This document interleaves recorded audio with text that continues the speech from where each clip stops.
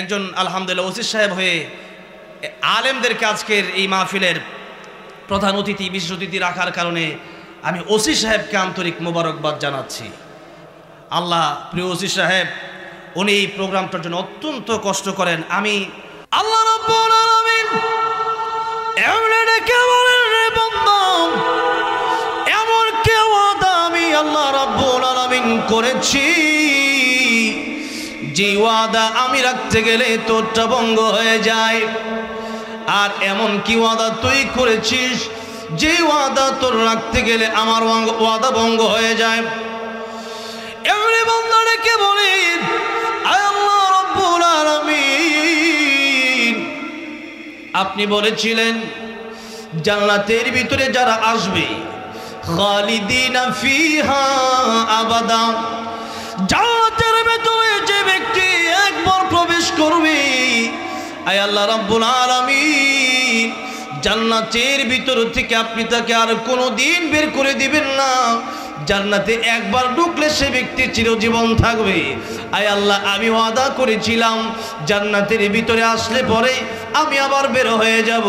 আমি যদি বের হয়ে যাই আপনার ওয়াদা ঠিক থাকে না, আর আপনার ওয়াদা যদি ঠিক রাখতে হয় জান্নাত থেকে আমি বের হতে পারবো না। কত জায়গায় যায় পাতি নেতা ছাতি নেতার কারণে আলোচনা কোরআনের তাফসীর করা যায় না, ঠিক না বে ঠিক বলে?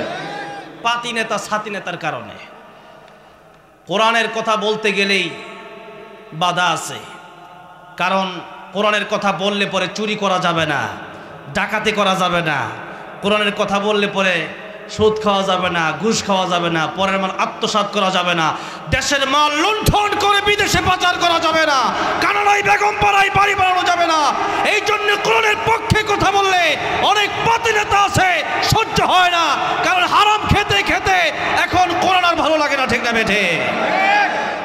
আমরা এবার বাংলাদেশে আমাদের জীবন দিয়ে হলেও এবার ইসলামকে ক্ষমতায় নিয়ে যেতে চাই, জোরে বলি ইনশাআল্লাহ।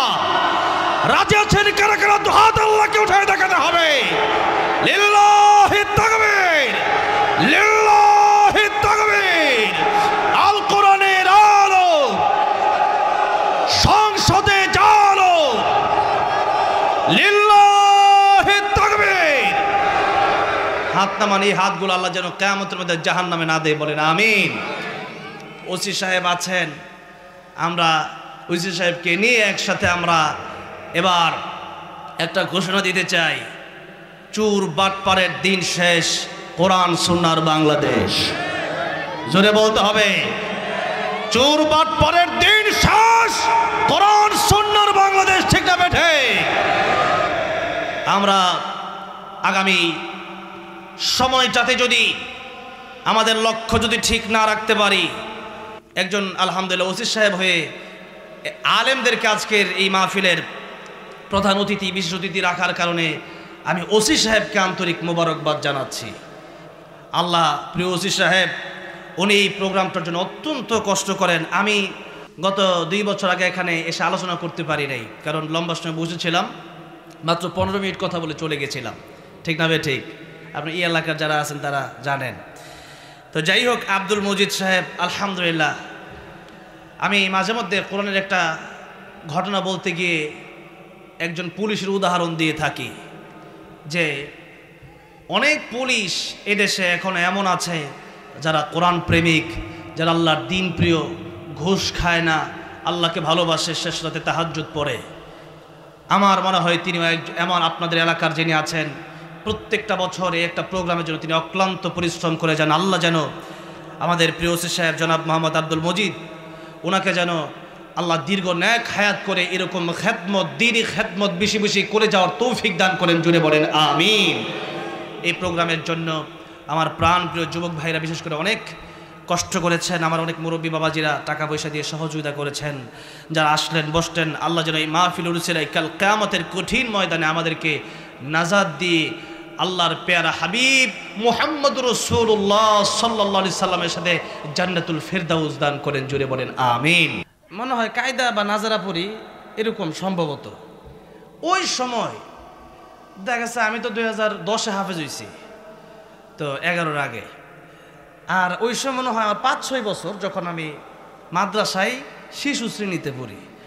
ওই সময় হুজুরের নাম শুনছি, কে জানতো আল্লাহ হুজুরের সাথে আজকে আমার আলোচনায় বসায় দেবে। আলহামদুলিল্লাহ কম, আল্লাহর ইচ্ছা, ঠিক না বেঠিক জোরে কম।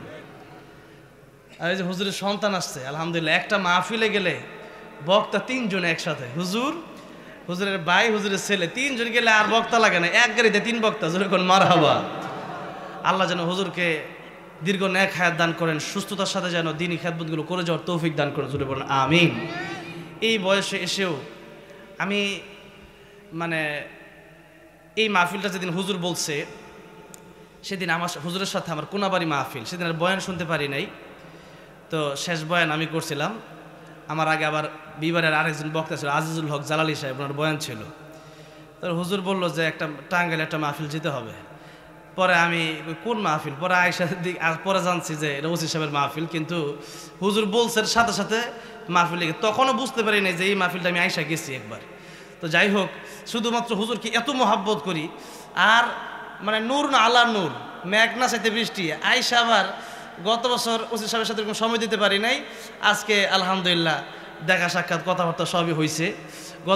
আমি যখন আসছিলাম এখানে যিনি আলোচনা করছিলেন, পরবর্তীতে ওনার সাথে একসাথে অনেক সময় গিয়েছিলাম। তো যাই হোক, যেটা বলতে চাই আর কি, হুজুরকে অনেক মহব্বত করি আমি। হুজুর আপনাদের এলাকায় লম্বা সময় ধরে আসেন, মুরব্বী মানুষ, আমার দাদার মতোই মনে করি আর কি, বাবাও না, বাবার চেয়ে তো বড়, কথাটা বুঝেন নাই।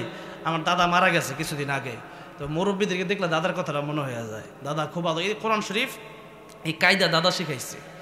নামাজ, আমার দাদা যখন বাড়িতে ছিলেন, নামাজ ছাড়া কেউ থাকতে পারতো না। আল্লাহ আকবার। এরকম মুরব্বীরা হারায় গেলে পরে কদর বোঝা যায়। আল্লাহ যেন সাদা দাড়ি তাদের পেকে গেছে, আল্লাহ তাদেরকে দেখলে লজ্জা পান, জোরে কোন সুবহানাল্লাহ। এদের দাম কত বেশি। আল্লাহ যেন হুজুরকে, হুজুরের দিনে খেদমতগুলো আল্লাহ কবুল করেন, জোরে কোন আমিন। আমার ডান পাশে আছে আমার ভাই, হুজুরের ছেলে, আল্লাহ যেন ভাইকে যেন এই দেশের একজন শ্রেষ্ঠ খাদেম হিসেবে কবুল করেন, জুড়ে বলেন আমিন। আসেন আমরা আলোচনায় যাই, কারণ লম্বা সময় ধরে আপনারা বসে আছেন। টাঙ্গাইল আসলে কি, টাঙ্গাইল প্রত্যেক দিনই, গতকালকে টাঙ্গাইল প্রোগ্রাম ছিল, তার আগের দিনও টাঙ্গাইল, তার আগে টাঙ্গাইলে প্রায় 70-80টার মতো প্রোগ্রাম, বছরে প্রোগ্রাম করা যায় 200-250, এর মধ্যে টাঙ্গাইলে মনে করেন 100-র কাছাকাছি, কথাটা বুঝছেন। আর আমি এই কারণে আমার গাজীপুর থেকে টাঙ্গাইল আইলে আমি এশারের পরে রওনা দিলে টাঙ্গাইলের যে কোনো জায়গায় ঘুমায় আয়া পড়া যায়, কথাটা বুঝতে পারছেন। তো সেই জন্য টাঙ্গাইল মাহফিল এলে আমি কেমন লোমো খালি মাহফিলটা এই চিন্তা করি, কখন যামো টাঙ্গাইল, কথাটা বুঝতে পারছেন। কারণ নীলফামারী, লালমনিরহাট, খাগড়াছড়ি, কক্সবাজার এত দূরে যাওয়া অনেক কঠিন। তো বিমানে যাওয়া লাগে, এক গাড়িতে বিমানে 3 ঘন্টা আগে বয়ে থাকা লাগে, এরপরে ওই জায়গায় গিয়ে আবার লম্বা সময়। তো টাঙ্গাইল আসলে আসলে এটা আমার আস্তে আস্তে নিজের এলাকার মতো হয়ে গেছে, খুব ভালো লাগে আর কি, নিজের বাড়ি এনে ওয়াজ করে ওই বক্তা, আমি বিশাল বাবে সাবে হি খবর নাই, খবর হলো যে না আইসি একজন দাদা, একজন চাচা, এরকম মনে হয় আর কি আমার, কথাটা বুঝছেন। তো যাই হোক, আসলে সরাসরি আলোচনায় যাই। তা আপনাদের ঘন্টাখানিক সময় দিলে কষ্ট হইব, দেওয়া যাইব তো ইনশাআল্লাহ। আল্লাহ কবুল করেন, যখন আমিন। আল্লাহ সুবহান মহিয়ান গরিয়ান রব্বুল ইজ্জাত ওয়াল জালালের আলিশান দরবারে হৃদয়ের গভীর থেকে শুকরিয়া আদায় করি যে মহান রব্বুল ইজ্জাত ওয়াল জালাল আমাদের কি এত বড় বড় নিয়ামত দান করেছেন। যদিও আমরা এই টাঙ্গাইল দেলদুয়ারে এই ব্রাহ্মণখোলা বসে আছি, কিন্তু ডোনাল্ড ট্রাম্পকেও আল্লাহ এত বড় নিয়ামত দান করেন নাই, যেমন ইমান। জোরে কোন কি ইমান, জোরে কোন কি ইমান। আল্লাহর নবী বিশ্ব নবী রাহমাতুল লিল আলামিন বলেন, এই পৃথিবীতে সবচেয়ে কম ইমানদার থাকবে সে ব্যক্তিকেও আমার আল্লাহ রাব্বুল আলামিন এই দুনিয়ার চাইতে 10 গুণ বড় একটা জান্নাতের মালিক বানায় দিবে, জোরে কোন সুবহানাল্লাহ। সবচেয়ে কম ইমানদার থাকবে জাহান্নামে জ্বলতে জ্বলতে আঙ্গার হয়ে যাবে, সে ব্যক্তিকেও আমার আল্লাহ রাব্বুল আলামিন জাহান্নাম থেকে উঠাবেন। জান্নাত আর জাহান্নামের মাঝখানে একটা জায়গা, সেখানে আল্লাহ তার জায়গা দিবেন। সে বান্দা আল্লাহকে বলবে, আল্লাহ জান্নাত তো মনে হয় আমি পাবো না, কিন্তু জান্নাতের ভিতরে আমি একটু যেতে চাই, একবার দেখব, দেখে আবার চলে আসব। অনেক ঘটনা, কিন্তু ছোট করে বলতেছি। আল্লাহ বলবেন, বান্দারে জান্নাতের ভিতরে তোর যদি আমি দেই, তুই কি আবার বাইরে হয়ে যাবি? কয় আল্লাহ জান্নাত পামো কিনা জানি না, তুমি জাহান্নাম থেকে উদ্ধার করছো, এটাই আলহামদুলিল্লাহ। এখন একটু জান্নাতে ঢুকতে চাই, আল্লাহ আবার বের হয়ে যাব। আল্লাহ কয় ঠিক আছে, জান্নাতে ঢোকার সুযোগ দিলাম। কিন্তু এই লোক সর্বশেষে যে ব্যক্তিরা জান্নাতে যাবে, হাদিস শরীফের ভিতরে সর্বশেষে যে ব্যক্তিরা জান্নাতে যাবে, এই ব্যক্তিরা জান্নাতে যাওয়ার পরে এখন আর বের হতে চায় না। জোরে কোন সুবহানাল্লাহ। আল্লাহ বলেন, কিরে বান্দা, তুই না কইছিলে জান্নাতে যাওয়ার পর আর বের হবি না, এখন বাইরে চলে যাবি, এখন থেকে বের হোস না, কারণটা কি? এখন সে কয়, আল্লাহ আমি একটা ওয়াদা করছি, আপনি একটা ওয়াদা করছেন, আপনার একটা ওয়াদা আছে, আমার একটা ওয়াদা আছে। এখন আল্লাহ কার ওয়াদাটা বেশি দাম? আল্লাহ কয় আমার ওয়াদার দামই তো বেশি। যেরকম ঠিক না বেঠিক? আল্লাহর ওয়াদার চেয়ে সারা পৃথিবীর সবার ওয়াদা মিললে কি আল্লাহর ওয়াদার সমান হবে?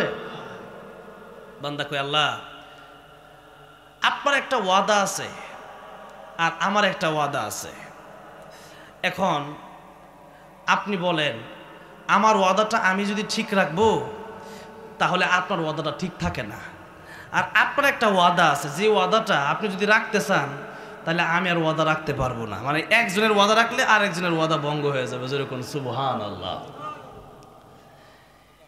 এই হাদিসটাকে হাসির হাদিস বলা হয়। দেখেন, আল্লাহ তার কথাটা শুনে না হাসে। সুবহানাল্লাহ কোন সে আল্লাহর লাগে কি খেলাটা খেলতাস, আল্লাহর সাথে খেলতাস। আশেক মাসুকের ভালোবাসা কারে কয়? আল্লাহর সাথে খেলে। আল্লাহর কয়, আল্লাহ তোমার ওয়াদাটা যদি তুমি রাখো তাহলে আমার ওয়াদা রাখার কোনো সিস্টেমই নাই, আর আমার ওয়াদা যদি আমি রাখি তাহলে তোমার ওয়াদা ঠিক থাকবো না। আর তো জোরে কোন সুবহানাল্লাহ। আল্লাহ রাব্বুল আলামিন এমনে ডেকে বলেন, রে বান্দা এমন কি ওয়াদা আমি আল্লাহ রাব্বুল আলামিন করেছি, যে ওয়াদা আমি রাখতে গেলে তোরটা ভঙ্গ হয়ে যায়। আর এমন কি ওয়াদা তুই করেছিস, যে ওয়াদা তোর রাখতে গেলে আমার ওয়াদা ভঙ্গ হয়ে যায়।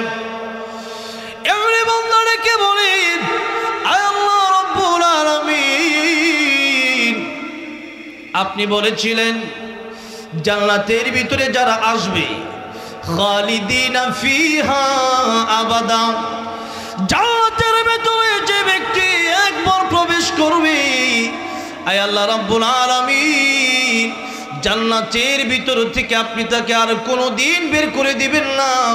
জান্নাতে একবার ঢুকলে সে ব্যক্তি চিরজীবন থাকবে। আয় আল্লাহ, আমি ওয়াদা করেছিলাম জান্নাতের ভিতরে আসলে পরে আমি আবার বের হয়ে যাব। আমি যদি বের হয়ে যাই আপনার ওয়াদা ঠিক থাকে না, আর আপনার ওয়াদা যদি ঠিক রাখতে হয় জান্নাত থেকে আমি বের হতে পারবো না।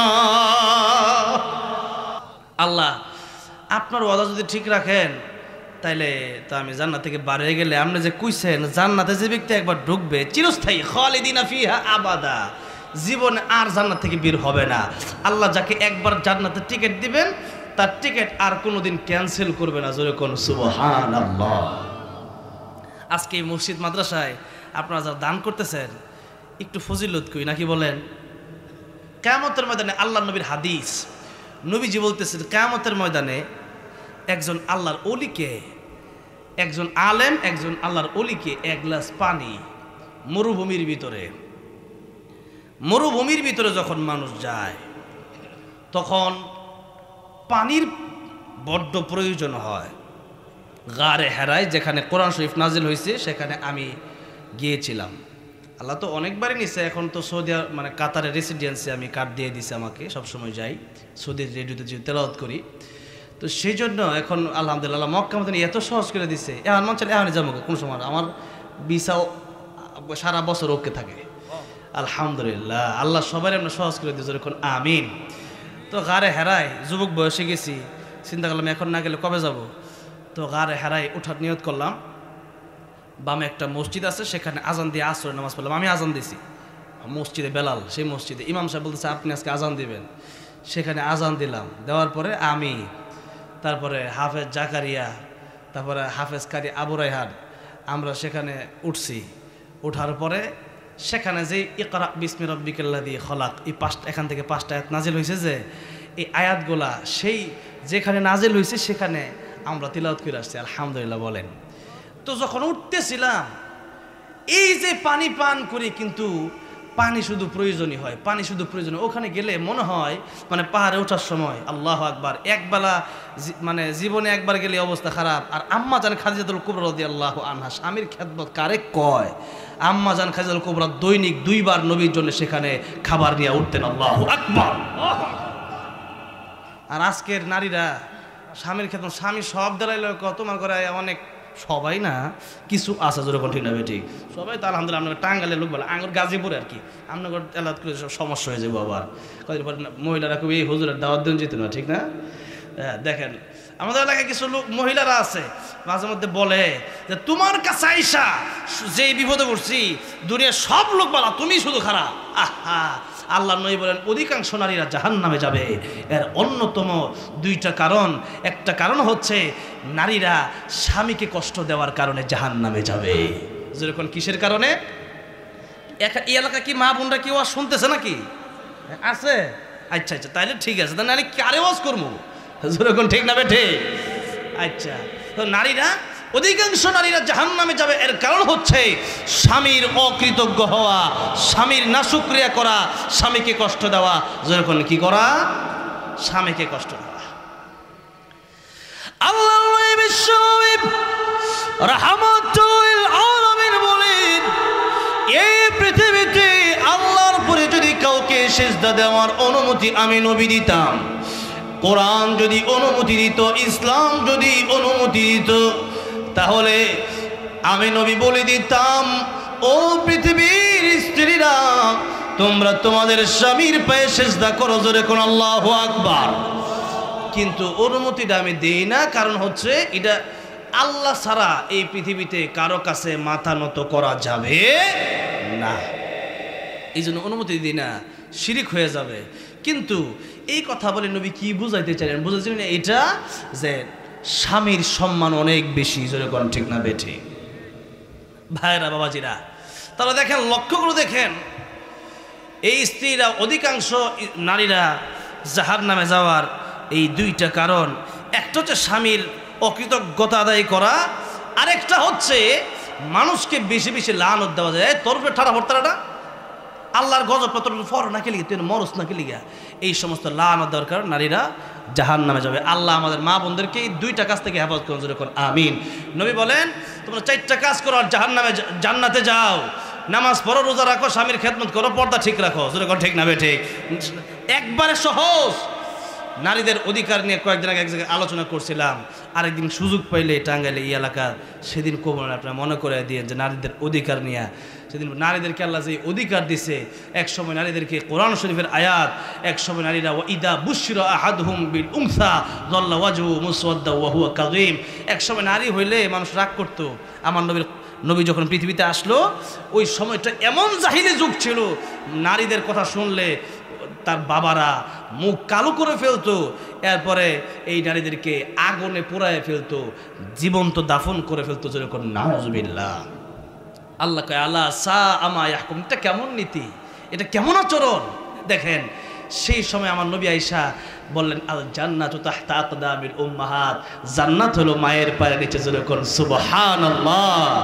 আর তো যেরকম সুবহানাল্লাহ। কথা একটা একটা করে, কিন্তু মাঝখানে সব শেষ করে এলাম, বুঝবেও না কোনটা যে শেষ হয়ে গেছে। যেরকম ঠিক না বেঠে? আর সারা অঙ্গে ব্যথা, ওষুধ দেবো কোন জায়গায়? এই জন্য স্বামীর, স্ত্রী, মা, বাবা, নামাজ, রোজা, হজ, জাকাত সবগুলোই ওয়াজ করা দরকার। যেরকম ঠিক না বেঠে? বাদ দিয়ে যেতাম কি লিগা? এই জন্যে মার কথা যখন বলছি, মায়ের পায়ের নিচে সন্তানের বেহেশত। মা এমন এক দামি জিনিস, একবার তাকাইবেন, একটা কবুল হজের সওয়াব হয়ে যাবে। যেরকম সুবহানাল্লাহ। সাহাবী বলেন, ইয়া রাসূলুল্লাহ, একবার যদি মার বাবার দিকে তাকালে কবুল হজের সওয়াব হয়ে যায়, তাহলে আমি যদি আমার মার বাবার দিকে যদি 100 বার তাকাই, তাহলে কতগুলো সওয়াব হবে? আল্লাহ বলেন, সাহাবী যতবার তাকাবা ততবার কবুল হজের সওয়াব হবে। আপনি তাকাতে তাকাতে তাকাতে তাকাতে অস্থির হয়ে যেতে পারেন। আমার আল্লাহর ভান্ডারে কোনো কম নাই। আমার আল্লাহ বান্দাকে দিতেই পছন্দ করেন, দিতেই পছন্দ করেন। মার বাবার দিকে তাকাতে তাকাতে ক্লান্ত হয়ে যেতে পারেন, কিন্তু আমার আল্লাহ সওয়াব দেওয়ার বেলায় তিনি কোনো ক্লান্ত হবেন না। একটু জোরে কোন।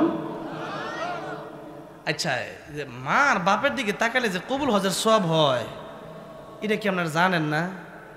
জানেন। ওয়াযাক্কির ফাইন্না যিকরা তানফাউল মুমিনিন। এরপর আবার না করলে মনে থাকে না আর কি, ঠিক না? তাহলে আচ্ছা, এখন একটু লক্ষ্য করে দেখেন, মা যাদের আছে, বাবা যাদের আছে, এদের অমূল্য নিয়ামত কোনো দেখেন। এই এখনই একটা কবুল হজের সওয়াব। আপনি একটু আপনার বাপের দিকে তাকান না একটু, এখনই কবুল হজের সওয়াব হইব। কবুল হজের সওয়াব পাইলেছে, জোরে করে মারহাবা। কবুল হজের সওয়াব আপনার বাবা, কবুল হজের সওয়াব কি? কবুল হজটা কি মানে হজটা করা কি এত সহজ? একবার হজ করতে গেলে ৫-৬ লাখ টাকা দরকার। আর হজ হচ্ছে এমন একটা কাজ, নবীজি নিজে বলতেছেন আল হাজ্জু ওয়াল হাজ্জু, হজ হলো কষ্টকর ব্যাপার। এখানে দেখেন, নামাজ একটা ইবাদত, এটা হচ্ছে শারীরিক ইবাদত। ফজরের নামাজের সময় আজান হয়ে গেছে, কেউ ধনী মানুষ, কেউ তো এখন গরিব মানুষ একজন প্রত্যেকদিন নামাজ পড়ে, আরে কইলো এই নাও তোমার ১০,০০০ টাকা দিলাম, সারা মাস আমার ফজরের নামাজ তুমি পড়ে দিও। কি ফজরের নামাজ হইব? তাইলে তো ভালোই আছিল, সবাই বলো টেয়াদা নামাজ পড়ালেই তো না। আল্লাহর গোলাম, এনে কেউ কে ধনী কে গরিবই, তারা ধনী একজনই আল্লাহ, আর আমরা সবটি ফকির। যেরকম ঠিক না বেঠে? আল্লাহর গোলামি ফকির, আরেকজনের সেজদা দেওয়াইলে হবে না, তোমাকেই সেজদা দিতে হবে। তুমি ফকির, তুমি একসময় ছিল না, এখন আসার সময় থাকবা না, তুমি সেজদা দাও। এখন নামাজ এটা হলো শারীরিক ইবাদত। মসজিদে গিয়া জামাতের সাথে কপালটা একবার আল্লাহর কুদরতি কদমে লাগে, নিজেকে সেজে দিতে হবে। এখানে এমন না যায় একজনের টেহা দিয়ে পাড়াই দাও, যাও তুমি আমার, তুমি তো নামাজ পড়োই, তুমি ফজর সুন্নত 6 রাকাত পড়ো, তো আমারটা 8 টাকা তুলে দিও হবে। নামাজ নিজেরই পড়তে হবে। এবার দেখেন, জাকাত একটা ইবাদত। জাকাতটা হইলো, এটা হইলো মনে করেন যে এটা আর্থিক ইবাদত। তো এখন শারীরিক ইবাদত একটা, আর্থিক ইবাদত আরেকটা। শারীরিক ইবাদত মানে আপনার টাকা পয়সার দরকার নাই, নামাজ পড়তে টাকা লাগে নাকি? টাকা পয়সা লাগবে না। কিন্তু আর্থিক ইবাদত মানে হলো টাকা পয়সা লাগবে, যেরকম ঠিক না ঠিক? আর্থিক ইবাদত অর্থ লাগবে, টাকা লাগবে। যেমন জাকাত যদি ফরজ হইতে হয়, তাহলে টাকা পয়সার প্রয়োজন আছে না? যাদের টাকা নেই এদেরকে জাকাত ফরজ হয়? তো স্বর্ণ রূপা বাজার টাকা মানে ধন সম্পদ, এক কথায়। তো ধন সম্পদ মাল যার থাকবে তার জাকাত দিতে হবে। এখন কেউ যদি জাকাত 10,000 টাকা আইসে, মনে করে কথার কথা, চিন্তা করো 10,000 টাকা জাকাত না দিয়া 10 টাকাত নামাজ ফেরালাই, জাকাত আদায় হবে?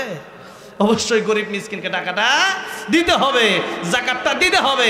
এটা অর্থের বিনিময়ে প্রদান করতে হবে। এই জন্য নামাজ হচ্ছে শারীরিক ইবাদত, আর জাকাত হচ্ছে আর্থিক ইবাদত। আর হজটা হইল শারীরিক এবং আর্থিক উভয়টার সমন্বয়ে যে ইবাদত, ওই ইবাদতের নাম হলো হজ। যেরকম ওই ইবাদতের নাম কি? দেখেন, টাকা পয়সাও লাগে। আবার দেখা গেছে যে আপনি যে হজে যাইবেন, এমন না যে টাকা পয়সা হইলে আপনি যেতে পারবেন না, সুস্থ থাকা লাগবে। যেরকম ঠিক না ঠিক? সুস্থ থাকা লাগবে। এরপরে পাসপোর্ট করতে হবে, ভিসা করতে হবে, বিমান ওইটা যাইতে হইব। এরপরে ওই জায়গায় এরা মনে করেন যে তওয়াফ করতে হইব, সাই করতে হইব, মিনা যেতে হবে, মুজদালিফা যেতে হবে, আরাফা যেতে হবে, কোরবানি করতে হবে, অনেক কাজ। এত কাজ করার পরে আপনার হজটা কবুল হয়েছে কিনা গ্যারান্টি। দেখেন, এত কষ্ট করে 10 লক্ষ যারা ভিআইপিতে যায়, ভিআইপি সেকশনে বিমানে ওইটা দিয়ে যে অনেকে সামনে বইয়ে থাকে, কথাটা বোঝেন নাই?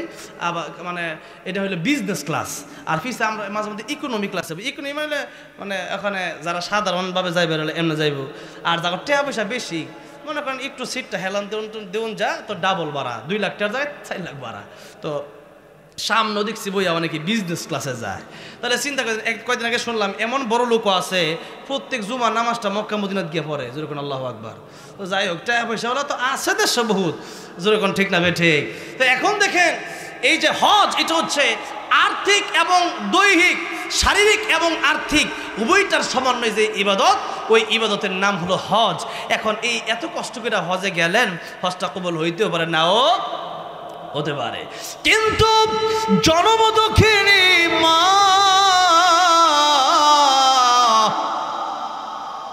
আর বাবার দিকে যদি একটা নজর মায়া লাগায়া তাকাইতে পারেন, কবুল হজের সওয়াব আমার আল্লাহ রাব্বুল আলামিন আমল নামায় দিয়ে দিবে। ওয়াজটা কি মানে শুই নাকি পকেটে ঢুকাইবেন, নাকি একটু মা বাবার দিকে চাইবেন? আর যার মা বাপ নাই এই লোকটার কেমন লাগতেছে এখন কোন তো? যার মা বাপ নাই চিন্তা করবো, আরে আমার তো মা নাই বাপ নাই, আমি কেমনে যাম চাঁদপুর একটা মাহফিলে? আমি সাধারণত আমি এক মাহফিল প্রতি বছর করি, এরকম অনেক মাহফিল আছে। তো চাঁদপুরে প্রতি বছরই একটা মাহফিল আমি করি। তো যাই হোক, টাঙ্গাইলেও আছে এরকম, ময়মনসিংহ আছে, প্রতি বছর এক মাহফিলে প্রতি বছরই আমাকেই দাওয়াত দেয়। তো যাওয়ার পরে বলতেছে গত বছর মা ছিল, এই বছর নাই। যে লোকটা বলছে, লোকটা কষ্টে কলজের আমার ফাইটটা জিতেছে। তো এখন দেখেন, মা যার নাই বাবা যার নাই, সে কি হজের সবটা কামাইতে পারবে? পারবে না। মা আর বাবা তারা যেহেতু আছে, একটু লক্ষ্য করে দেখেন, বছরে বড় হজ কয়বার করা যায়? জোরে কোন? একবার করা যায়, বেশি না। আর বাকি যা করবেন উমরা হবে, হজ হবে না। আর বড় হজ একবারই করা যায়। কিন্তু আপনাদেরকে একটু জিজ্ঞেস করতে চাই, দৈনিক একদিনে মা বাবার দিকে কতবার তাকানো যায়? হিসাব আছে? অসংখ্যবার তাকানো যায়। জোরে কোন ঠিক না বেঠে?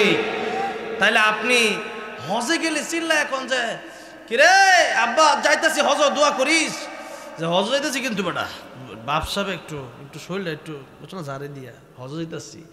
ওই যে হজ যাইতেছেন আপনি কবুল হইতেও পারেন, নাও হইতে পারে। আর জীবনে এক জীবন হজের সুযোগ সবাই তো হজের সুযোগ পায়ও না।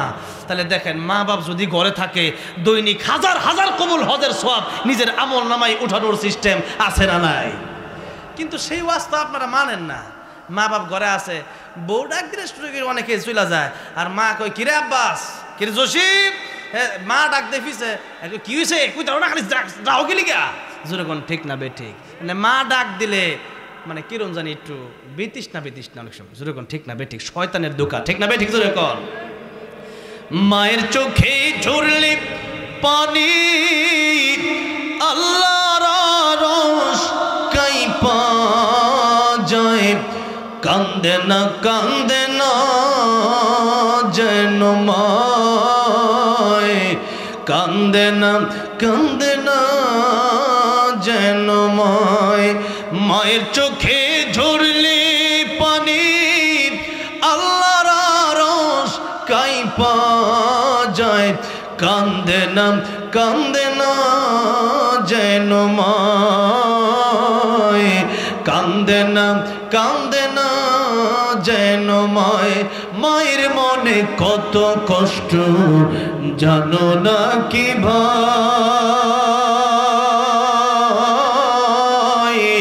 এই জগতে মায়ের মতো আপন কেহ নাই। সেই মায়ের কষ্ট কেহ, সেই মায়ের কষ্ট কেহ দিও নাই দুনিয়ায়, কান্দে না যেন মায়, কান্দে না যেন মায়। জোরে কোন ঠিক না বে ঠিক? মায়ের মনে যদি কষ্ট দিয়ে থাকেন, বাবার মনে যদি কষ্ট দিয়ে থাকেন, সেই কষ্ট আল্লাহ নিজেও মাফ করবে না। নবীজি, আল্লাহর নবী বিশ্বনবী রাহমাতুল লিল আলামিন একবার রাস্তা দিয়ে হেঁটে যাচ্ছেন, একটা কবর দেখলেন সেই কবরে আযাব হইতাছে। কবরে কি হয়? আল্লাহর নবী কবরে আযাব দেখতে পারতেন। আল্লাহ নবী বলেন, আমার মন চায় আমি আমার উম্মতের জন্য এই দোয়াটা করি, আমার উম্মত যেন কবরে আযাবটা দেখে। কিন্তু আমি নবী কেন দোয়া করি না জানো? দোয়া না করার কারণ হচ্ছে, আমি যদি আমার উম্মতকে কবরের আযাব দেখানোর জন্য আল্লাহর কাছে দোয়া করি, আমার উম্মত যদি কবরের আযাব দেখে সইতে পারবে না, মায়ের লাশটা কবরে যাবে না, বাবা লাশটা কবরে যাবে না, ভাইয়ের লাশটা কবরে যাবে না, বোনের লাশটা কবরে যাবে না, এই দুনিয়ার নিজাম চেঞ্জ হয়ে যাবে, ব্যবসা বাণিজ্য বন্ধ হয়ে যাবে, চাকরি বন্ধ হয়ে যাবে, অফিস কারখানা বন্ধ হয়ে যাবে। কবর আযাব দেখে মানুষ পাগলের মতো চিৎকার মারবে। কবর আযাব যদি মানুষ দেখতে পারত, বাড়ি ঘর ছেড়ে মানুষ জঙ্গলে গিয়া থাকতো। সেই কঠিন কবরে আযাব, সেই জন্য আল্লাহ বলেন আমি দোয়া করি না দোয়া করলে পৃথিবীর নিজাম ঠিক থাকবে না। মানুষ তার বাবা মাকে চিনবে না, সন্তান চিনবে না। রিজিক অন্বেষণের জন্য, হালাল ইনকামের জন্য মানুষ ছুটবে না, কঙ্কাল হয়ে যাবে। না খাইতে না খাইতে কবরের আজাবের চিন্তায়, ওই সময় দেখতে লাগছে কবরের আজাব, বাস্তবতা বুঝা লাগছে, কিন্তু ইমানটা তো না দেখে বিশ্বাস করার নাম ঠিক না বেঠিক জোরে কর। আল্লাহ বিশ্বনবী রাহমাতুল লিল আলামিন যেই মাত্র কবরের আযাব দেখলেন, আল্লাহ নবী তিনি তো রাহমাতুল লিল আলামিন নবীজি। আল্লাহ বলেন আমি হইলাম রব্বুল আলামিন। এই যত জগৎ আছে এই পৃথিবীতে একটা জগৎ, এরকম আরো বহু জগৎ আছে আল্লাহ।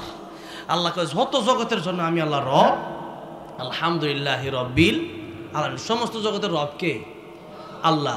আল্লাহকে যত জায়গার রব আমি, যত জগতের রব আমি, তত জগতের জন্য রহমত আমার নবী।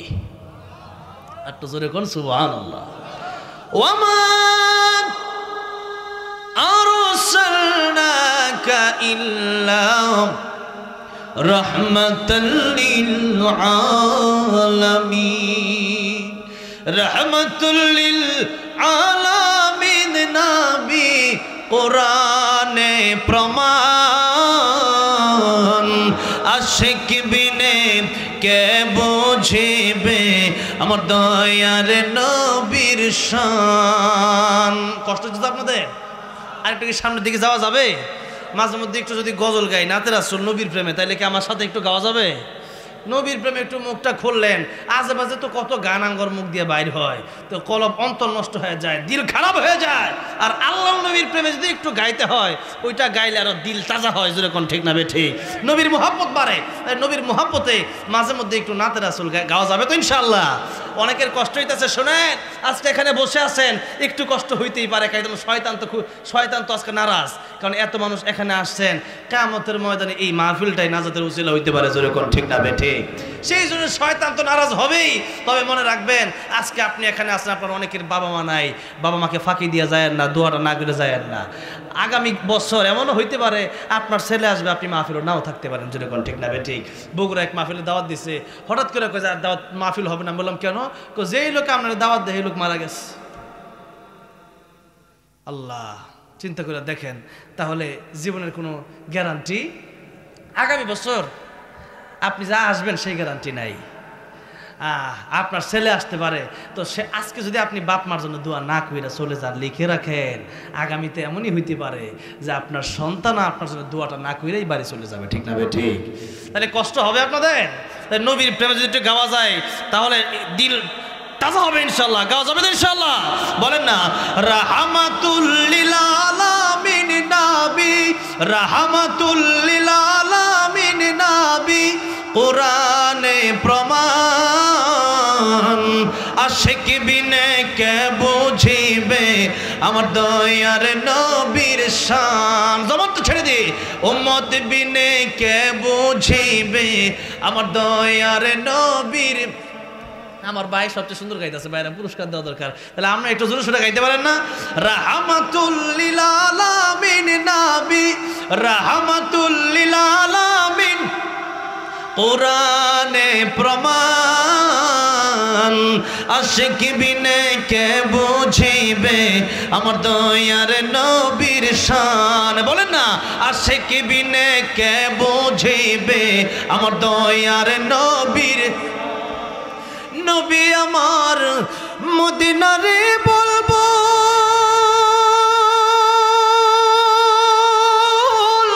আমার আল্লাহ ভালোবেসে নামটি দিলেন মুহাম্মদ রাসূল। আল্লাহু আকবার। ওই নবীকে ভুল বুঝিলে, ওই নবীকে ভুল বুঝিলে থাকবে না ঈমান। আশিক বিনে কে বুঝিবে আমার দয়ার নবীর শান। বলেন না, উম্মত বিনে কে বুঝিবে। জবানটা করে নবীর প্রেমে। রাহমাতুল লিল আলামিন নবী, রাহমাতুল লিল আলামিন নবী কোরআনে প্রমাণ। আশিক বিনে আমার দয়ার নবীর শান আশিক বিনে কে বুঝিবে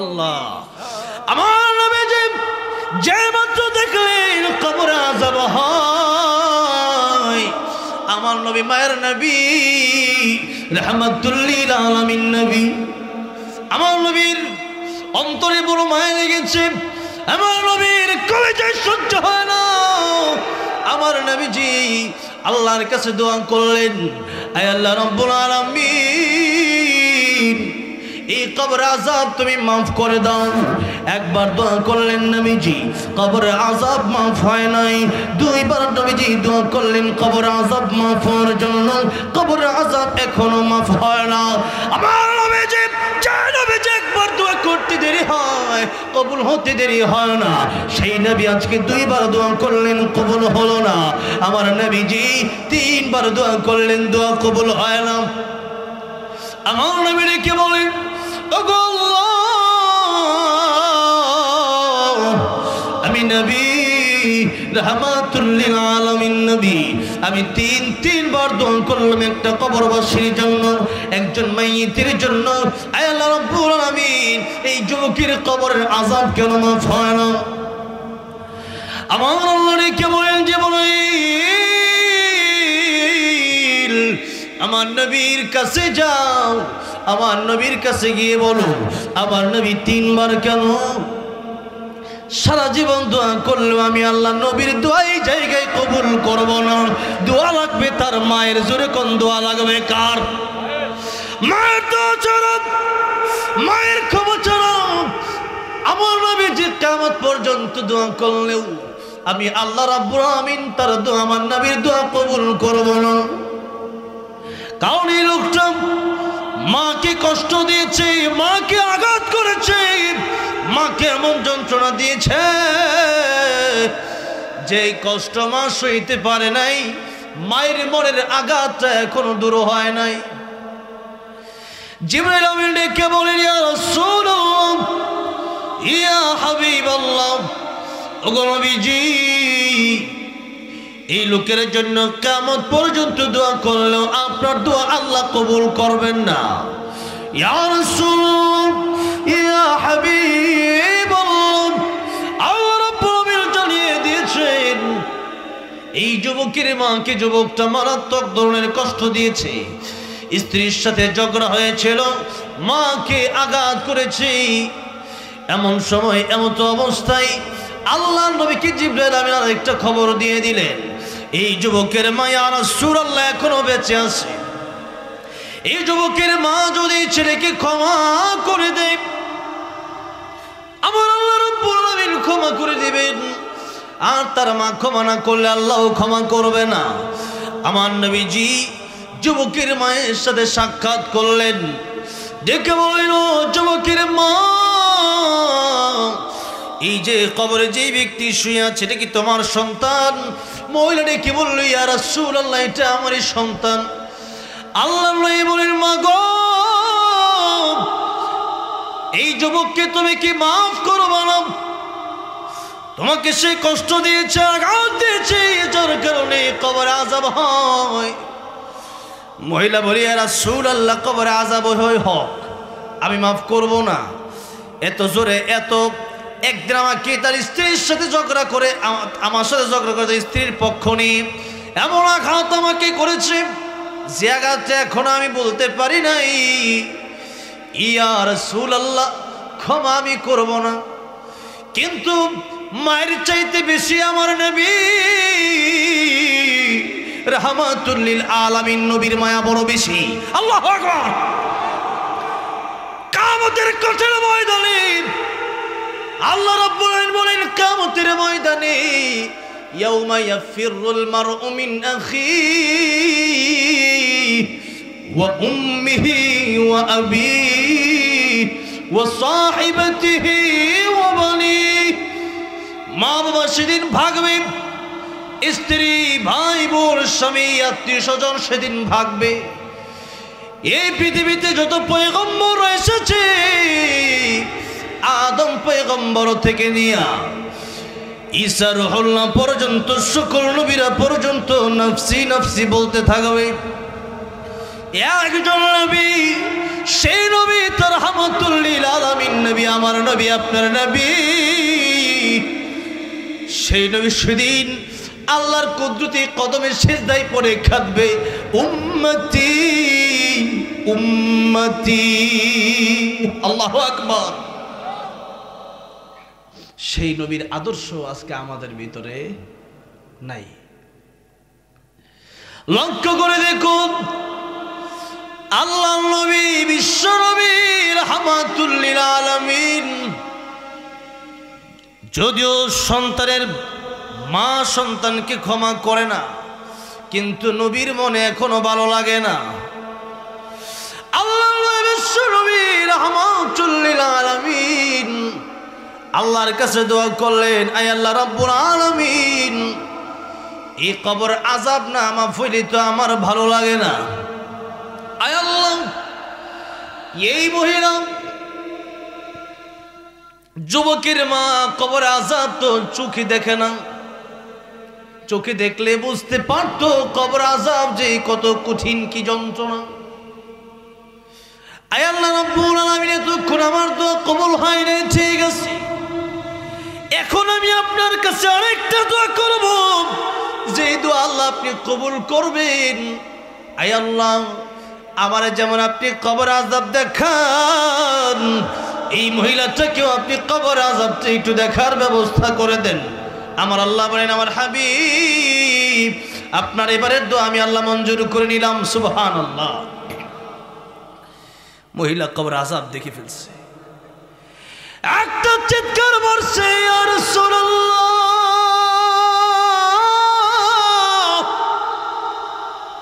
কি দেখলাম, কি দেখলাম।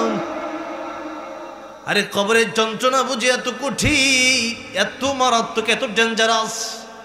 ইয়া রাসূলুল্লাহ, আমার সন্তানের কবর আযাব হোক, আমি চাই না। আল্লাহ নবী বলেন, তাহলে আপনি ক্ষমা করে দেন। মা বললে, এই মুহূর্তে আমার সন্তানের কষ্ট দেখে আমার আর ভালো লাগে না, যতই হোক মা তো জনম দুঃখিনী মা। মা বলতেছে, ইয়া রাসূলুল্লাহ, আমার সন্তানের কবর আযাব হবে, সইতে পারি না ইয়া রাসূলুল্লাহ, এই মুহূর্তে আমার সন্তানকে আমি ক্ষমা করে দিলাম। যেই মুক্ত মা ক্ষমা করে দিয়েছি, আমার নবী তাকে দেখতেছেন, সাথে সাথে কবরের আযাব বন্ধ হয়ে গেছে। আল্লাহু আকবার। মা বাবা, মা বাবাকে কষ্ট দিলে সেই ক্ষমাটা মা বাবার কাছ থেকেই চেয়ে নিতে হবে।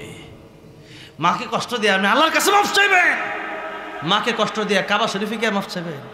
মা বাপরে কষ্ট দিয়ে আপনি কাবা শরীফ হজ করাবেন, উমরা করাবেন, লাভ নাই। আল্লাহ নবী কয়, হুমা জান্নাতুকা হুমা নারুকা, বাপ মাই তোমার জান্নাত, বাপ মাই তোমার জাহান্নাম। বাপ মারে খুশি করো, জান্নাতে যাবা, বাপ মারে কষ্ট দাও, জাহান্নামে যাবা।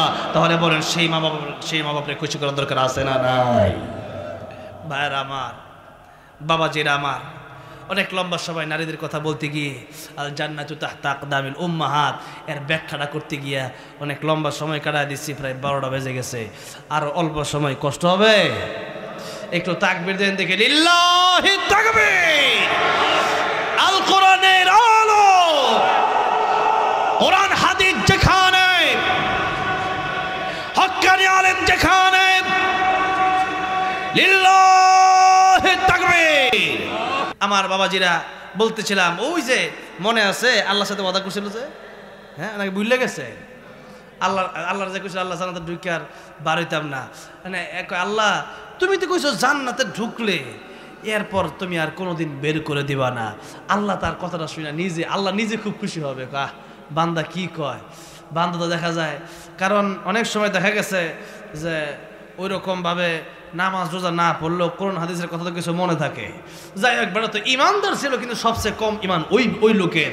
আল্লাহকে, বান্দারে তোরে যদি আমি এই দুনিয়ার সে 10 গুণ বড় একটা জান্নাত দেই, তাহলে তুই কি খুশি হবি? বান্দা কয়, আল্লাহ আপনি কি আমার সাথে ঠাট্টা করেন? হাদিসের শব্দ এটা, আতাস্তাহজি উমিন্নি, আপনি কি আমার সাথে ঠাট্টা করেন? তখন আল্লাহ রাব্বুল আলামিন বান্দার কথা শুনে কই, বান্দারে ঠাট্টা করি না, তোর জন্য এই জান্নাত তোর সবচেয়ে কম মানে এরিয়া, সবচেয়ে কম এরিয়াটা কতটুকু, আমি আল্লাহ রাব্বুল আলামিন তোর জান্নাতে প্রবেশ করাইছি। আর তোর ওয়াদা কই আল্লাহ, আমার ওয়াদা তো আমি দুনিয়াতে কত ভঙ্গ করে জাহান্নামের আগুন খাইতে এনে আইছি, আমি আর আমার ওয়াদা আজকে না একটা ভঙ্গ করলাম তাই কি হয়েছে? কিন্তু আল্লাহ তোমার ওয়াদা ঠিক রাখতে হবে, তুমি তো কইছো জান্নাতে এটা তুমি কোনোদিন বের করে দিবা না, একবার যে ব্যক্তি জান্নাতে ঢুকবে জান্নাত থেকে আর কোনোদিন বের হবে না। সুবহানাল্লাহ। এখন আল্লাহ আমাকে কি আসলে জায়গা দিবা? আল্লাহ কয় বান্দারে, এই যে জান্নাত দুনিয়ার চেয়ে 10 গুণ বড় একটা জান্নাত আমি আল্লাহ তোর সবচেয়ে কম ঈমান তোরে উপহার দিলাম। যেরকম সুবহানাল্লাহ। যাররা পরিমাণ ঈমান যার থাকবে, যাররা অন্য ওই যে দেখবেন চীনের ফাঁকা রৌদ্র ঢুকে এর মধ্যে ছোটো ছোটো বালু উড়ে না, রোদ ছাড়া দেখা যায় না, কিন্তু রৌদ্র ফাঁকাটা দিয়ে রৌদ্রটা ঢুকলে দেখবেন কিছু বালু উড়ে। এটা মনে করেন যে যন্ত্র ছাড়া দেখা যায় না, অথবা রৌদ্র আলো ছাড়া দেখা যায় না, ওটা বলো অনু যাররা। এরকম একটু ইমান যার থাকবে সেই ব্যক্তিটাকে আল্লাহ দুনিয়ার সে 10 গুণ পর্যন্ত দেবে। তাহলে যার ইমানটা পাকাপোক্ত হবে, আল্লাহর সাথে যার সম্পর্কটা বেশি হবে, তার জান্নাতটা কত বড় হবে! আল্লাহু আকবার। সেই জান্নাতে আমরা যাইতে চাই কি চাই না?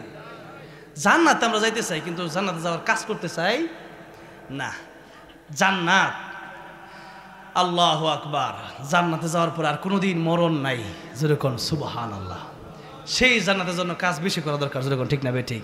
তাই সূরা মুলক এর 2টা আয়াত আপনাদের সামনে তেলাওয়াত করছিলাম। তো এই 2খানা আয়াত থেকে আর অল্প সময় কথা বলে শেষ করে দেবো ইনশাআল্লাহ।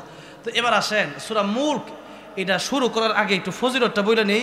আল্লাহ নবী বলতেছেন সূরা মুলক কিয়ামতের ময়দানে বান্দার জন্য আল্লাহর সাথে ঝগড়া করবো। যেরকম সুবহানাল্লাহ। আরে কি মনে করেন যে আল্লাহর সাথে ঝগড়া করবে, বিষয়টা কি সাধারণ নাকি অসাধারণ? অসাধারণ। এখন কারণ কোরআন তো গায়রে মাখলুক, আল্লাহর কালাম, আল্লাহর কথা এটা। এখন এখানে তো আর কোরআন যেটা বলবে, আল্লাহ কোরআনের সুপারিশ কিয়ামতের ময়দানে মঞ্জুর করে নেবেন। যেরকম সুবহানাল্লাহ, সুবহানাল্লাহ। কোরআনের পক্ষে যারা থাকবে, কোরআনকে যারা ভালোবাসবে। আজকে প্রথমেই বলছিলাম একজন পুলিশের কথা। দেখেন আল্লাহর এক বান্দা কাজী আল্লামা সানাউল্লাহ পানিপতি রহমতুল্লাহ লিখেছেন। এটা তাফসিরে মাঝারির লেখক, অনেক বড় তাফসিরের গ্রন্থ। সেই গ্রন্থের লেখক আল্লামা কাজী সানাউল্লাহ পানিপতি রহমতুল্লাহ। তিনি লিখতেছেন ইন্ডিয়াতে এক লোক মানে গামছা বিক্রি করে। কি বিক্রি করে? যেরকম কি বিক্রি করে? গামছা বিক্রি করে। এই লোক গামছা বিক্রি করে কষ্ট করে একটা কোরআন শরীফ সে ব্যবস্থা করছে। সে কোরআন শরীফ পড়তে পারে না। আর ইন্ডিয়া আমি গেছি তো অনেকবার, ইন্ডিয়া ওয়াজের জন্য গেছি আমি। লাস্ট সময় আমার গ্রেফতার করছিল পুলিশে। তো যাই হোক, সেই পুলিশ তো আর আঙ্গর ওসি সাহেবের মতো না, বুঝছেন না কথাটা? হিন্দু পুলিশ আর কি, এদেশে তো হিন্দু। আসাম থেকে গ্রেফতার করছিল আমার। তো যাই হোক, তো সেখানে এয়ারপোর্ট থেকে আর যাওয়া হয় নাই।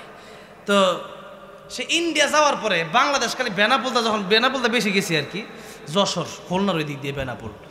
আর কলকাতা গেছি, এখানে যাওয়ার সময় আটকাইছে। আমার দেখলে খালি আটকায়, কথাটা বুঝছেন?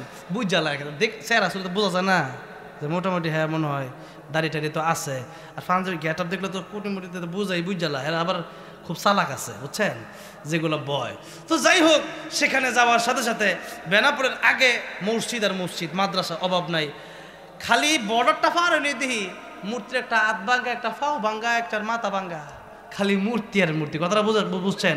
তো যাই হোক, ইন্ডিয়া যেহেতু বাংলাদেশে যেরকম মুসলমান বা যেই পরিমাণ মুসলমান, এখন ইন্ডিয়া সংখ্যা অনুযায়ী তো হিন্দু বেশি, তো সেখানে তো মুসলমান কম। তো যাই হোক, সেখানে এক লোক গামছা যেহেতু বিক্রি করে, সেই লোকটা কোরআন শরীফ এরকম পড়তে পারে না। এখনও অনেক লোক আছে। এখন ইসলাম তো আলহামদুলিল্লাহ আমাদের বাংলাদেশে মসজিদ মাদ্রাসা অভাব নাই। আর ইন্ডিয়া একটা মাহফিল করতে হইলে অবস্থা খারাপ হয়ে যায়। একটা হিন্দু পুলিশ, তারা কি আর মাহফিল করতে দেয়? আমার নিজে গেছে আছে, কে মাহফিলটা করবার আইসেন ইন্ডিয়ায়, কথাটা বুঝছেন না? তো যাই হোক, তো এই জন্য মানে সেখানে কোরআন শরীফের তালিমটা আমাদের বাংলাদেশের মতো তো আর সব জায়গায় হয় না। যেমন দাউলুম দেওবন্দ এটা একটা এরিয়া ঠিক আছে, কিন্তু কলকাতার কথা বলতেছি বা আসামের কথা বলতেছি, সেখানে হিন্দুই বেশি মুসলমানের তুলনায়। একটা বাড়ি দেখলাম, ত্রিপুরাতে এক পুলিশে আমাকে দাওয়াত দিয়েছে। সেখানে একজন পুলিশ আমাকে দাওয়াত দিছে। সেখানে যাওয়ার পরে দেখলাম একটা বাড়ি মুসলমানদের, আর লগের বাড়িতেই সব হিন্দুদের মানে আর সেই মাহফিলে হিন্দুরা আবার মাহফিলে আসছে, মাশাআল্লাহ। তো যাই হোক, আলহামদুলিল্লাহ। যদি মুসলমান হতো তো আলহামদুলিল্লাহ। তো এখন দেখেন, লক্ষ্য করে দেখেন, তো সেখানে তো কোরআন শরীফ সবাই পড়তে পারে, তো সেই লোকটাও কোরআন শরীফ শিখে নাই, পড়তে পারে না। তো সেই লোকটা গামছা বিক্রি করে, গরিব মানুষ বেটা, গামছা শুধু গামছা বিক্রি করবে। আর কত বড় লোক, তো কিন্তু কোরআন শরীফে খুব মহব্বত করতো। কোরআন শরীফ মানে ঘরে আনার পরে প্রতিদিন ব্যবসা শেষ করে এরা কোরআন শরীফটা চুমা খাইতো, আল্লাহু আকবার, কোরআন শরীফ চুমা খাইতো আর বুকে জড়াইয়া কানতো। কোরআন শরীফের উপরে লাইনে লাইনে আঙ্গুল ঘুরাইতো, কিন্তু পড়তে পারে না, বোঝে না, আরবি অক্ষর চিনে না। চিন্তা করেন, একজন মানুষ কোরআনকে ভালোবাসলে তার অবস্থাটা কোন জায়গায় হয় একটু বুঝবেন নাকি কষ্ট হইতেছে?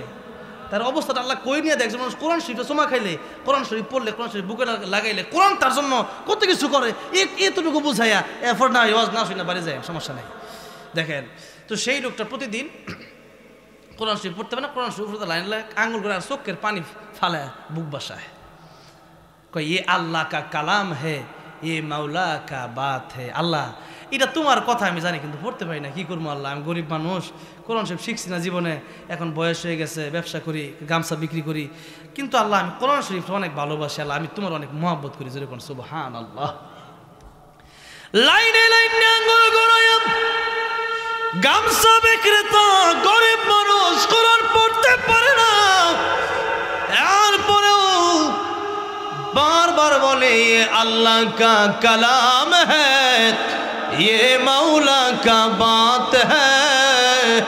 আল্লাহ এটা তোমার কালাম, আয় আল্লাহ এটা তোমার কথা আমি বিশ্বাস করি, কিন্তু পড়তে পারি না। আল্লাহ রাব্বুল আলামিন আমি তোমারে বড় ভালোবাসি, আমি তোমার কোরআন রে বড় ভালোবাসি, এরকম প্রত্যেক দিন কয়। বলতে বলতে একদিন রাতে, গভীর রাতে লোকটার মৃত্যু হয়ে গেল। মৃত্যু হওয়ার পর, মরণের পর, আমি একটু আগেই একটা কথা আপনাদেরকে বোঝানোর জন্য বলছিলাম, ইন্ডিয়াতে এমন বহু এলাকা, যে এলাকাতে একটা মুসলমানের বাড়ি আর আশেপাশে শত শত হিন্দুর বাড়ি, শত শত হিন্দুর ভিড়ে একটা মুসলিম। যেমন আমাদের বাংলাদেশের কথা একটু উদাহরণ দিলে বুঝবেন। আমাদের বাংলাদেশে মনে করেন এই এলাকায় কি মুসলমান বেশি না হিন্দু বেশি? মুসলমান। হিন্দু খুঁজতে দেখা গেছে অনেক পরে দেখবেন একটা এলাকায় 2-4-5 জন পাওয়া যায়, যেরকম ঠিক না বে ঠিক, যেহেতু 95% মুসলিমের দেশ এটা, যেরকম ঠিক না বে ঠিক। তো সেই জন্য এরকমই অবস্থা। ইন্ডিয়া হচ্ছে এমন, অনেক হিন্দু, মাঝখানে 1-2টা মুসলমান। তো জানাজা পড়াইবো সেরকম লোক পাচ্ছে না। পরের দিন সকালবেলা লাশটা একটা রাস্তার সাথে, এই লাশটা রেখে দিছে, লাশটা রাস্তার সাথে রেখে দিয়ে চিন্তা করতেছে কোন আলেম যদি পাওয়া যায় বা কোনো কেউ জানাজা যদি পড়াইতে পারে, এমন লোক পাইলে আমরা তাকে বলবো জানাজাটা যেন উনি পড়ায় দেয়। তো এই কথা চিন্তা করে লাশটা রাস্তার ভিতরে রেখে দিছে। এবার ওনারা চিন্তা করলো যে কখন আসবে। এই চিন্তা করতে করতে আল্লাহ তো সব দেখতেছেন, আল্লাহ কাকে কোন সময় কি খেদমত নেই কার মাধ্যমে। এক লোককে দেখা যায় সোয়ার হয়ে ঘোড়ার উপরে উঠা, মাথায় তার পাগড়ি, দাড়ি আছে, সুন্নতি পোশাক, জুব্বা পইরা যাচ্ছে, যেরকম সুবহানাল্লাহ। লোকেরা বুঝতে পারছে উনি আলেম, লোকেরা বুঝছে উনি একজন মাওলানা, উনি একজন মুফতি সাহেব, বা উনি একজন আলেম, উনি একজন হুজুর মানুষ। এতটুকু বুঝতে পারছে উনি জানাজাটা পড়াইতে পারবে। তো এখন এই কথা চিন্তা করবে, যখন বুঝছেন জানাজাটা পড়াইতে পারবে, তখন ওনাকে ডাক দিয়েছে, হুজুর একটু জানাজাটা পড়াইয়া দিয়া যান। হুজুর, লোকটা গরিব মানুষ, এক লোকের একটা মেয়ে ছাড়া ঘরে কেউ নাই, জানাজা পড়াইবো যে আমরা এলাকাবাসী, তারা জানাজা পড়াবো এটা আমরা পারি না। এখন আমরা মুসলমান ঠিক আছে, সবাইকে জানাজা পড়াইতে রে, অনেকে জানাজার দোয়াও পারে না, যেরকম ঠিক না বেঠিক। নামাজে তো সূরা কেরাত, অনেকে জানাজার দোয়াটা পারে না। আফসোস, জানাজার দোয়াটা শিখেন না কেন? 2-4-5টা সূরা শিখা এটা কঠিন বিষয়। তাও দেখবেন অনেকে সূরাও পারে, নামাজই পারে না, কারণ ঈদের মুসল্লি, বছরিক মুসল্লি, সাপ্তাহিক মুসল্লি, যেরকম ঠিক না বেঠিক। শিক্ষা কেরবো আর আপনার নামাজ, আপনাকে যেদিন নিয়ে জানাজার নামাজ দাঁড়ানো হবে তার আগে আপনি আল্লাহর সামনে নামাজ দাঁড়ান, যেরকম ঠিক না ঠিক। একদিন কিন্তু নামাজ আপনার সামনে হাজির হয়ে যাবে, আপনার সামনে নামাজ হাজির হওয়ার আগে আপনি নামাজে হাজিরা দেন, ঠিক না ঠিক? যেরকম যেই মাত্র একজন দাড়িওয়ালা, পাগড়িওয়ালা, একজন আলেমের মতো একজনকে মনে হলো, ওনাকে ডাক দিলেন, হুজুর জানাজাটা একটু পড়াইয়া দিয়া যান। আমাদের এলাকায় এরকম মানুষ নেই জানাজা পড়ানোর মতো, হুজুর জানাজাটা একটু পড়াইয়া দিয়া যান। হুজুর বলতেছে, আমি একজন সরকারি কর্মকর্তা, যেরকম মারহাবা। ওই সময়, তৎকালীন সময়ে উনি বলতেছেন, আমি একজন সরকারি কর্মকর্তা, আমি পারতাম না, আমার সময় কম, আমার ডিউটি আছে। সরকারি কাজ যেগুলা নিজস্ব কাজ তো ব্যবসায় ভিন্ন কথা, সরকারি কাজে কিন্তু নির্দিষ্ট সময় ডিউটি যাইতে হয়, ঠিক না? তো এখন দেখেন উনি বলতেছেন আমি সরকারি কর্মকর্তা, দেখেন অবস্থাটা। তখন ওনারা জিজ্ঞাসা করতেছেন যে আপনি সরকারি কর্মকর্তা কোন ডিপার্টমেন্টে কাজ করেন? তখন উনি বলতেছেন আমি পুলিশের ডিপার্টমেন্টে কাজ করি। জোরে কোন মারহাবা। আপনাদের ওসি সাহেবের সাথে মিলছে কি মিলছে না? জোরে কোন ঠিক না ঠিক? উনি আমি পুলিশের ডিপার্টমেন্টে কাজ করি। দেখেন পুলিশের ডিপার্টমেন্টে কাজ করে কিন্তু দেখতে পুরো আল্লাহর ওলি। জোরে কোন সুবহানাল্লাহ। তো দেখেন এখন এই লোক এবার চিন্তা বলতেছে যে আমি তো পুলিশের ডিপার্টমেন্টে কাজ করি, সময় মতো না গেলে তো আবার চাকরি লয়ে টানাটানি। এখন এলাকাবাসী বলতেছে আপনি সরকারি ডিপার্টমেন্টে কাজ করেন, ঠিক আছে, আমরা একটা কাজ করি, আপনার যদি সমস্যা হয় আমরা সমস্ত এলাকাবাসী মিলে আমরা আবদার করবো আপনার অফিসে গিয়ে যে আমাদের একটা লোকের জানাজা পড়াইছে, আমরা আবদার করলে আবদার ফেলে দিবে না। কি বলেন? ওসি সাহেব যদি কোনো কারণে যদি কোনো প্রবলেমে পড়ে আপনাকে সহযোগিতা করবেন না? যে এই লোকের কারণে প্রতি বছর ওয়াজ মাহফিল হয়, কত মাদ্রাসা মসজিদ হচ্ছে, এত হেল্প করে, তাহলে এই একটা মাহফিল আমরা প্রতি বছর ওলামায়ে কেরামদেরকে আনে, তাহলে এই লোকটা যদি কোনো বিপদে পড়ে সবার পাশে মানে এগিয়ে আসা দরকার কিনা জোরে কন। তো ওনারা বলতেছে আপনি যদি আমাদের কারণে আমাদের জানাজা নামাজ পড়ে কোনো বিপদে পড়েন আমরা আপনার পাশে গিয়ে দাঁড়াবো। জান এবার একটু আশ্বাস পাইছে উনি, আশ্বাস পাই ঠিক আছে তাইলে আমি পড়াইতে পারি। তো জানাজাটা পড়াইয়া দিল। জানাজা পড়াইয়া এবার চলে যাবে, বলতেছে হুজুর আপনি পুলিশ হইলে আপনার হুজুরই ডাকমা, আপনি হুজুরের মতো দেখা যায়, আপনি তো মাশাআল্লাহ সবই ভালো পারেন, একটু দাফন কাফনে একবার কবরটা দিয়া পরে যান। এখন হুজুর বলতেছে যে সময় তো কম, কারণ তো আগেই বলছি একটু সময় আছে দিতে হবে। তো উনি এলাকার মানুষের আবদার না রাখা কেমনে যায়, তো এবার উনি বলতেছেন ঠিক আছে আবদারটা আমি রাখবো। তো এখন আবদারটা রাখা উনি কবর একবার দাফন কাফন শেষ করিয়া উনি এবার চলে গেল অফিসে। কিন্তু অফিসে গিয়া পকেটে হাত দিয়া, কবরের নাম ছিল তো, তো পকেটে যে পকেট আছে না আমার, পকেটে অনেক কিছু রাখে, অনেক সময় আড়াইও যায়, তো পকেট যা আছে পকেটে হাত দিয়া দেখে একটা আইডি কার্ড আছে, তো যারা সরকারি কর্ম সবার আইডি কার্ড আছে না, দেখে আইডি কার্ডটা পকেটে নাই। যেই মাত্র দেখলো আইডি কার্ড পকেটে নাই, এমনি চিন্তা করছে আইডি কার্ডটা কই রাখলাম। এই টেনশন করতে করতে তার মনে হইলো আইডি কার্ডটা মনে হয় ওই যে কবর দিছিলাম ওই সময় মনে হয় পকেট থেকে পুড়ে গেছে। এই চিন্তা কইরা ওই এলাকায় আবার আসছে। আইসা লোক দেখে জিজ্ঞাসা করছে যে এই কবরটাকে খনন করতে পারি, আমার একটু প্রয়োজন আছে। এখন তারা বলছে আপনি জানাজার নামাজ পড়েছেন, আপনি কবর দিচ্ছেন, আপনি জানেন আপনি কবর খনন করবেন কি করবেন না। এখন জরুরি যদি মাসালা হইলো যদি এমন কোনো জরুরি জিনিস পড়ে যায়, যেমন সিম কার্ড, আইডি কার্ড, হ্যাঁ, বা কোনো একটা মোবাইল, জরুরি মোবাইল যেটা কবর থেকে না কবর পুড়ে গেছিল, পরে ভুল উড়াইতে মন নাই, হ্যাঁ, ওই সময় তার মনে থাকে না, খেয়াল থাকে না। একটা মৃত মানুষকে কবর নামানোর সময় কি দুনিয়ার ওই সময় মানুষ দুনিয়াই ভুলা যায়, যেরকম ঠিক না ঠিক, ওই সময় যদি কবরের কথা মনে হয় তো ওই সময় তাহলে মানে জরুরত যদি হয় তাহলে পরে আবার কবর খনন করে ওই জিনিসটা বের করে আবার কবর দেওয়া জায়েজ আছে। এলাকাবাসীরা বললেন হুজুর আপনি কি করবেন জানেন? হুজুর যেই মাত্র কবর খনন শুরু করলেন, এই পুলিশ কবর খনন করা শুরু করলো, যেই মাত্র সাধারণভাবেই কবরের সামনে গেছে, কিন্তু কবরে যখন নামছে সাধারণ, কিন্তু কবরে নামার পরে কবর থেকে যেই মাত্র উঠতেছে আল্লাহু আকবার বলতে বলতে অবাক হয়ে বলতেছে কি দেখলাম আমি কি দেখলাম। লোকজনদেরকে জিজ্ঞাসা করলো এলাকাবাসীরা এই লোক সম্পর্কে কি তোমরা আমাকে একটু ধারণা দিবা, কি আমল ছিল, এত সুন্দর আমল কি ছিল যার কারণে কবরটার ভিতরে জান্নাতের বাগান কবরটা হয়ে গেছে। আল্লাহু আকবার, কবর জান্নাতের বাগান হয়ে গেছে, কে কারণে একটু কি তোমরা বলবা? লোকেরা ডেকে বলল হুজুর আমরা জানি না, লোকটা গরিব মানুষ কি ইবাদত কি করছে, আর কি এত কি ইবাদত করছে।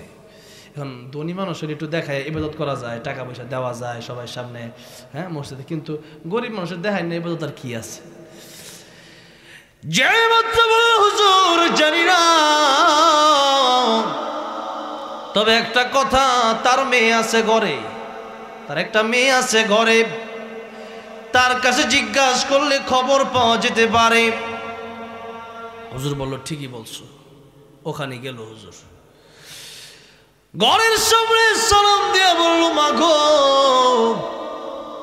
দরজাটাকে একটু খুলে দিব। মেয়ে ডেকে বলল কে গো? আমার বাবা ছাড়া কেউ তো আমার মা ডাকে না, আজকে ঘরের বাইরে থেকে কে আমার মা বইল ডাক দিলেন?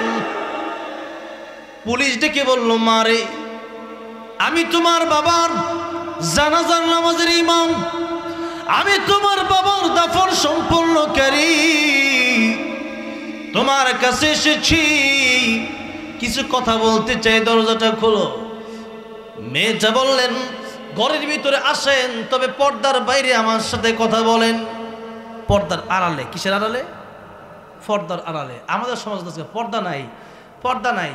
আর মা ফাতেমার সাথে জান্নাতে যাইতে চাই, যেরকম ঠিক না ঠিক?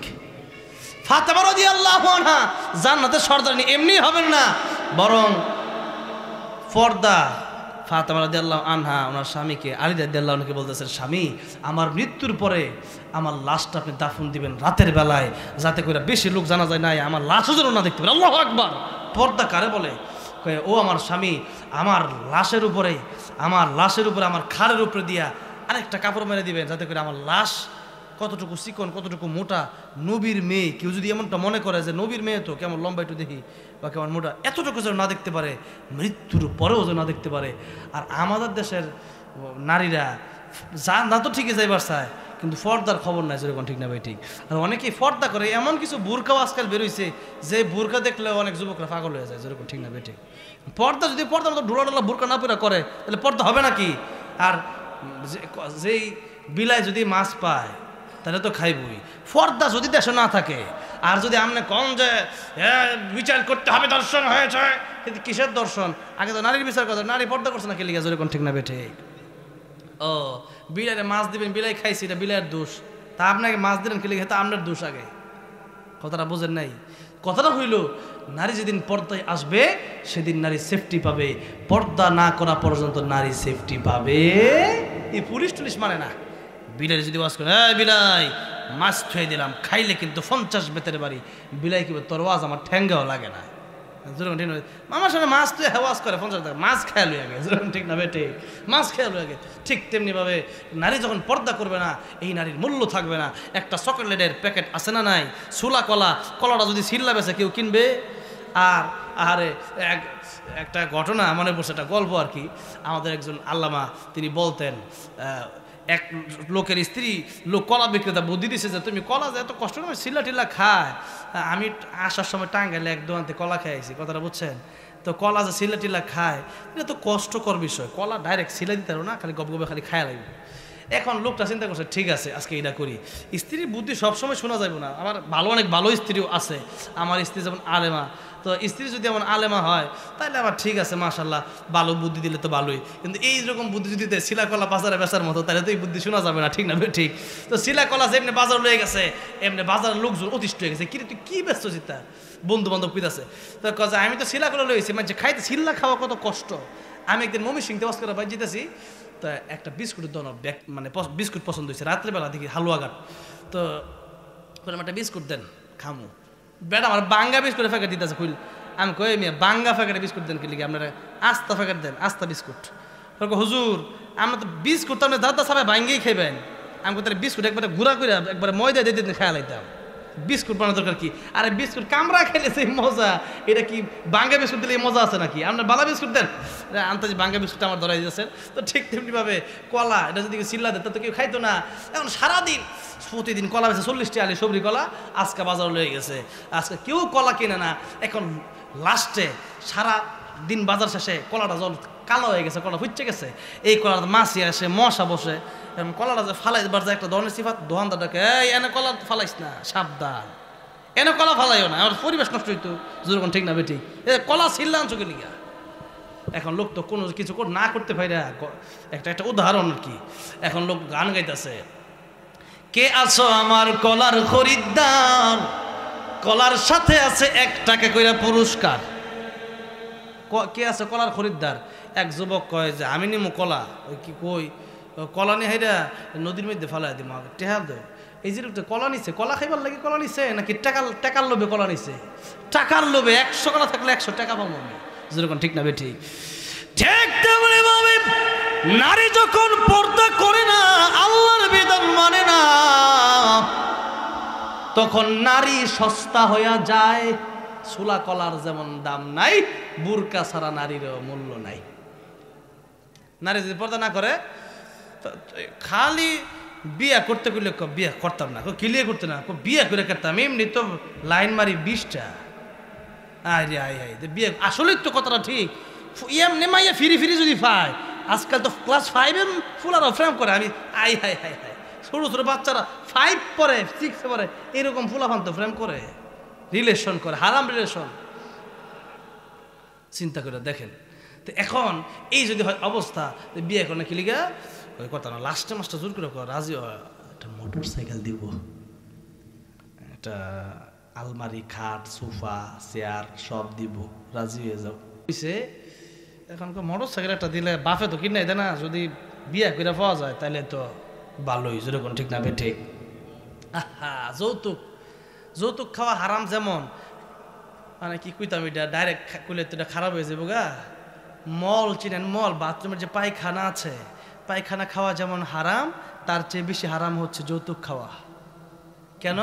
পায়খানা খাওয়া তো আপনি নিজে খাইছেন, গুনাহ হইছে, হারাম। আর যৌতুক শুধু নিজে খাইছেন, যেটা খালি গুনাহ হইছে না, আরেকবার মনে কষ্ট দেওয়া যৌতুকটা আপনি লইছেন, যেরকম ঠিক নেবে ঠিক।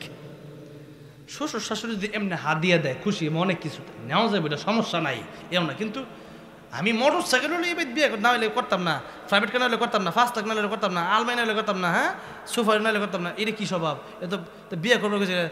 যেই ছেলে মোটর সাইকেল ছাড়া বিয়ে করবে না, হ্যাঁ কি মাইয়ার লাগে বিয়ে করতে না, মোটর সাইকেল লেগে বিয়ে করতেছে, মোটর সাইকেলের লোভে বিয়ে করতেছে, মেয়ের জন্য বিয়ে করতেছে না। অথচ আল্লাহ নাই বলেন এই দুনিয়ার সব সম্পদ আর সব সম্পত্তির ভিতরে সবচেয়ে দামি সম্পদের নাম হলো নারী, যেরকম সুবহানাল্লাহ। কিন্তু একটা দুধ যদি কেউ সস্তায় পালায়, তাহলে গাই ফালে কে? দুধ যদি সস্তায় 10 টাকা কেজি বিক্রি হয়, পরের দিন থেকে কেউ গাই পালবে? গাই পাইলে লাভ কি? দুধের দাম 10 টাকা, এত কষ্ট করে খাওয়াই, গরু ফালার দরকার নাই, ফালা। কেন? দুধের দাম নাই, গরু ফালতাম না, অন্য কাম করাম, যেরকম ঠিক না বে ঠিক। ভাইয়ারা আমার, বাবাজিরা আমার, মেয়েটা ডাক দেয়া বলতে, হুজুর পর্দার সাথে আমার সাথে কথা বলতে হবে, যেরকম সুবহানাল্লাহ। যেই মাত্র বলছে পর্দার সাথে কথা বলতে হবে, পুলিশ ঠিক আছে, কিন্তু পুলিশ হলেও তিনি আল্লাহর ওলি, আল্লাহর প্রিয়। পুলিশও একদিকে, আবার নামাজ রোজা সব মাশাআল্লাহ ঠিক আছে। এবার লক্ষ্য করে দেখুন, জানাজার ইমাম পুলিশ ডেকে বলছেন, মা গো তুমি একটু বলবানি তোমার বাবার কি স্পেশাল আমল ছিল? স্পেশাল আমলটা শুনে বাড়ির যান। এবার মেয়ে ডেকে বলল, হুজুর আমার বাবার ওই রকম আমল ছিল না, কোরআন শরীফ পড়তে পারতো না, সারাদিন ব্যবসা করে সে রাতের বেলায় ওই যে আলমারির উপর থেকে কোরআন শরীফটা বুকে নিয়া চুমু খাইতো, লাইনে লাইনে আঙ্গুল ঘুরাইতো আর বলতো, ये मौला का कलाम है, ये अल्लाह का बात है। আল্লাহ এটা তোমার কালাম, এটা তোমার কোরআন, আমি বিশ্বাস করি কিন্তু পড়তে পারি না। আয় আল্লাহ তোমারে বড় ভালোবাসি, তোমার কোরআনরে বড় ভালোবাসি। আজকে আমরা কোরআন থেকে দূরে সরে গেছি। আমার দেশে অনেক মানুষ আছে কোরআন শরীফ রাখছে, কোরআন শরীফটা ময়লা হয়ে গেছে, মাসকে মাস মুছেও না, যেরকম ঠিক না বে ঠিক। আল্লাহ, কিন্তু কোরআন শরীফ আপনি যদি না পড়েন, এই কোরআন আপনার পক্ষে সুপারিশ করবে না। সব জায়গায় কোরআন শরীফের প্রয়োজন আছে না নাই? সব জায়গায় কোরআনের প্রয়োজন আছে। এই কোরআন আমাদের পড়তে হবে, এই কোরআন আমাদেরকে বুঝতে হবে, এবং এই কোরআন দিয়ে শুধু মসজিদ আর মাদ্রাসার ভিতরে কোরআনকে সীমাবদ্ধ রাখলে হবে না। কোরআনের ভিতরে যে আইন আছে, আল্লাহর হুকুম আছে, আল্লাহর বিধিবিধান আছে, আল্লাহর কোরআনের আইন দিয়া দেশ চালাতে হবে। রাজি আছেন কারা? দু হাত দেখতে চাই। লিল্লাহি তাকবীর, লিল্লাহি তাকবীর। আল্লাহ কবুল করেন, হাত নামান। ভাইরা আমার, বাবাজিরা আমার, তাহলে আল্লাহর কোরআন দিয়া এই দেশটাও চালানোর দরকার আছে না নাই? আল্লাহর কোরআনের দেশটা চালাইতে হবে। অনেকেই কোরআন শরীফের আইন মানি না, তো কিসের আইন মানেন আপনি? কোরআন শরীফের শরীয়ত মানি না, তো শরীয়ত মানে কি মানেন? আপনি নিজে মানেন? নিজে যদি মানেন তাহলে কিন্তু বিপদ আছে। নিজে মানলে আপনি তাগুত হয়ে যাবেন। তাগুত হলো শয়তান, আর তাগুত হলো তারা যারা আল্লাহর বিরুদ্ধে গিয়া, মানে আল্লাহর কোরআন শরীফে একটা আইন আছে, ওই আইনটা বাদ দিয়ে সে নিজে একটা আইন বানাইলো নিজে, এটা কয় তাগুত। এটা কি কয়? আল্লাহ কয় যত নবী রাসূল পাঠাইছি, দুইটা দায়িত্ব দিয়ে পাঠাইছি। ওয়ালাকাদ বাআসনা ফি কুল্লি উম্মাতির রাসূলান আন ইবুদুল্লাহ, এটা 1। 2 ওয়াজতানিবুত তাগুত। আল্লাহ কয় 1 নম্বর আল্লাহর ইবাদত করবা, 2 নম্বরে তাগুত বর্জন করবা। তাগুত কারা? যারা আল্লাহর বিরুদ্ধে আইন বানায়। যারা আল্লাহর বিরুদ্ধে কি বানায়? আইন বানায়। এই দেশে আল্লাহর বিরুদ্ধে, আল্লাহর কোরআনের বিরুদ্ধে অনেক আইন, অনেকেই এখনো আইন চায় আর বলে কোরআনের এই আইন মানি না, বিশ্বাস করি না। তো কোরআনের আইন তুমি যদি না মানো, আল্লাহর কি টাকা, আল্লাহর কি কোনো ক্ষতি হইব নাকি? হ্যাঁ, তুমি না মানলে তোমার ক্ষতি হবে। আর এই আকাশ জমিন কার? তা আল্লাহ বলতেছে যদি আমার আকাশ জমিনে থাকো, আমার হুকুম ভালো না লাগে, বের হয়ে যাও আমার আসমান জমিন থেকে। কে বলতেছেন? যেরকম কে? সূরা আর রহমান। ইয়া মাশারাল জিন্নি ওয়াল ইনসি ইন ইসতাতাতুম আন তানফুযু মিন আকতারিস সামাওয়াতি ওয়াল আরদি ফানফুযু লা তানফুযুনা ইল্লা বিসুলতান।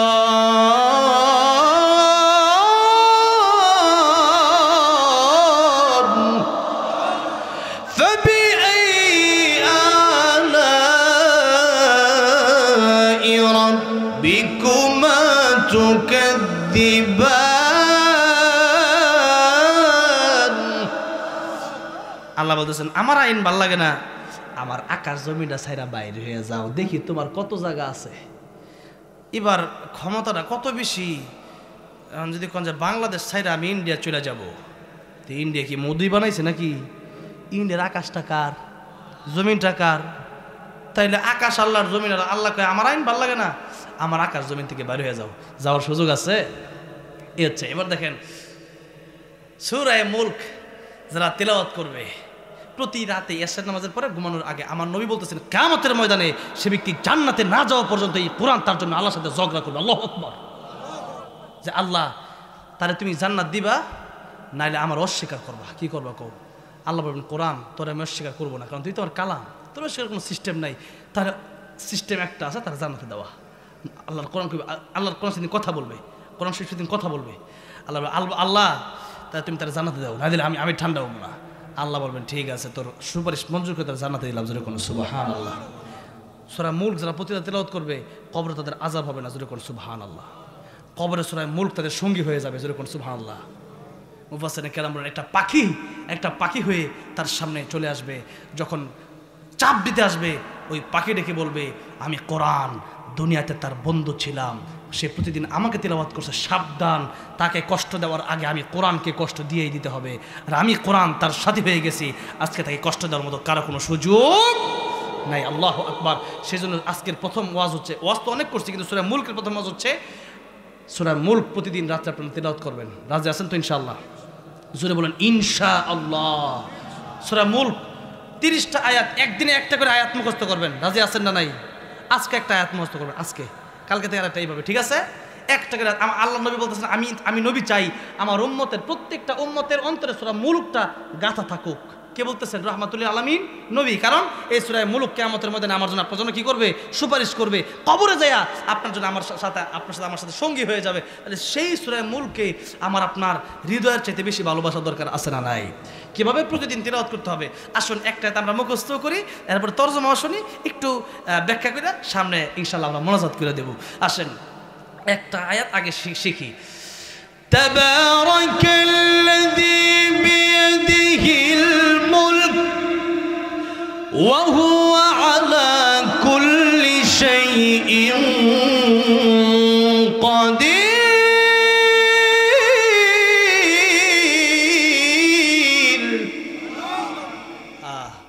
একটা আয়াত, তাবারাকাল্লাযী বিয়াদিহিল মুলক ওয়া হুয়া আলা কুল্লি শাইইন কাদির।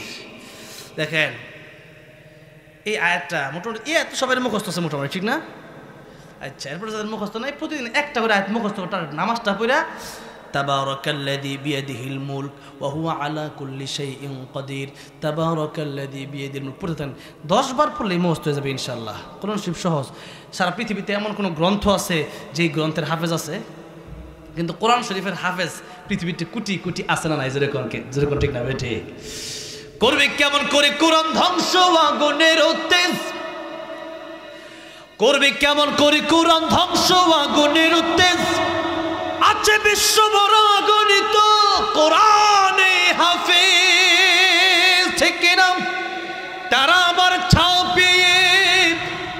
আসমানি গ্রন্থ বাঁচাবে কোরআনের সম্মান, বিশ্ব থেকে হারাবে না পবিত্র কোরআন। ঠিক কিনা বলে? বিশ্ব থেকে হারাবে না পবিত্র কোরআন, বিশ্ব থেকে হারাবে না পবিত্র কোরআন। সমাধান চাও যদি জীবনে মরণে, ফিরে যাও খুঁজে নাও চোখ রাখো কোরআনে। বলেন না, ফিরে যাও খুঁজে নাও চোখ রাখো কোরআনে, ফিরে যাও খুঁজে নাও। এই আওয়াজ হবে না, একটু জোরে আওয়াজ দিতে হবে, নাহলে দোয়া করে দেব। সমাধান চাও যদি জীবনে মরণে, ফিরে যাও খুঁজে নাও চোখ রাখো কোরআনে, ফিরে যাও খুঁজে নাও। তবেই পাবে সুখ শান্তির ঠিকানা, তবেই পাবে সুখ শান্তির ঠিকানা, যদি মেনে নাও তুমি মনে প্রাণে। সমাধান সমাধান চাও যদি জীবনে মরণে, ফিরে যাও খুঁজে নাও চোখ রাখো কোরআনে, ফিরে যাও খুঁজে নাও চোখ রাখো কোরআনে। এ বাণী সকলের নয় শুধু মুমিনের, যারাই চলবে মেনে ফল পাবে কোরআন। আল্লাহু আকবার। কোনো হিন্দুর গায়ে যদি সূরা ফাতিহা পড়া ফুদেন, অসুস্থ থাকলে ইনশাআল্লাহ হিন্দু ভালো হয়ে যাবে। একবার সাহাবায়ে কেরাম রাদিয়াল্লাহু আনহুম আজমাইন যাচ্ছেন এক সফরে, কাফেরকে সূরা ফাতিহা পড়া ফু দিয়েছে, সাপে কামড় দিয়েছে, সাপের বিষ বালি হয়ে গেছে। জোরে করে সুবহানাল্লাহ। তাহলে কোরআনের পাওয়ার আছে না নাই? এই বাণী সকলের নয় শুধু মুমিনের, যারাই চলবে মেনে ফল পাবে কোরআনের। ঘরে বলো কি বা রাষ্ট্রে বলো, ঘরে বলো কি বা রাষ্ট্রে বলো, অশান্তি দূর করে শান্তি আনে সমাধান।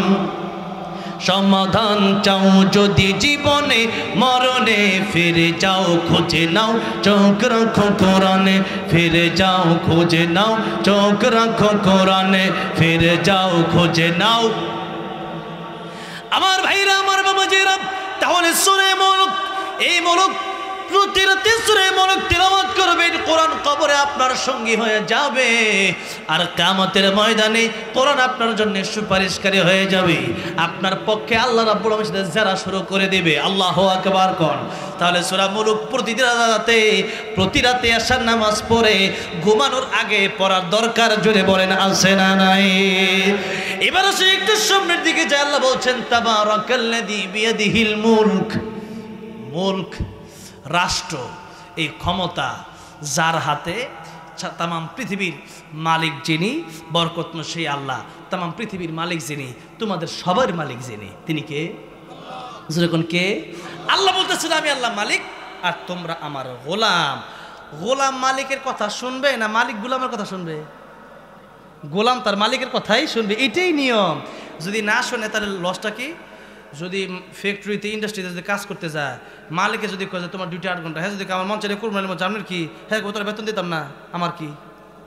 যেরকম ঠিক না বে ঠিক যেরকম এই দুনিয়া আর দুনিয়া মাজরুআতুল আখিরা। নবী কইরা তোমাদের না কাজের জায়গা, কাজের, এটা গোলামির জায়গা। এটা কিসের জায়গা? গোলামের জায়গা।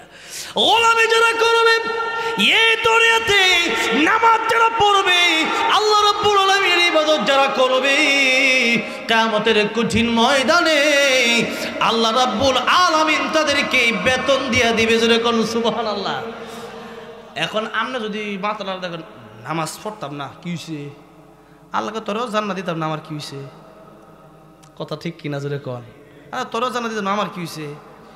কারণ আল্লাহর ইবাদত করার মতো কি লোক কম আছে? আমি আপনি না করলে আল্লাহর কি হয়েছে? ফেরেশতারা সারা এমন ফেরেশতা খালি সেজদাত করে রয়েছে, এমন খালি রুকু দিতেছে, ঠিক না? ঠিক জোরে কর। এমন ফেরেশতা খালি আল্লাহ তাসবিহ করতেছে, আমি আপনি না বললে কি হয়?